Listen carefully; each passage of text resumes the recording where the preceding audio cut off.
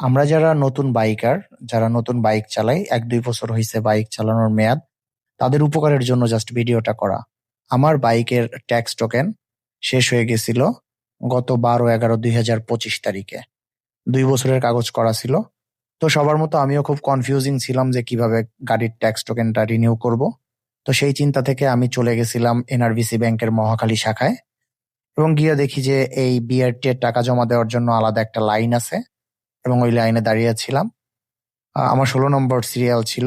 তো কিছুক্ষণ অপেক্ষা করার পরে দেখলাম আমার মতো অনেক মানুষই দিতে আসছে টাকা জমা। তো আপনার টাকা জমা দেওয়ার জন্য কোনো ভোটার আইডি কার্ড বা কোনো কিছুর দরকার হবে না। শুধু আপনার পুরাতন ট্যাক্স টোকেনটা হইলেই চলবে। তো কিছুক্ষণের মধ্যে আমার সিরিয়াল চলে আসছে। আমি ২ বছরের কাগজ রিনিউ করার জন্য ৳২৩০০ জমা দিয়েছিলাম এবং এই যে হচ্ছে আমাকে তারা রিটার্ন এই ট্যাক্স টোকেনটা দিয়েছে। তো আপনাদের কিচ্ছু করতে হবে না, জাস্ট সশরীরে গেলেই হবে।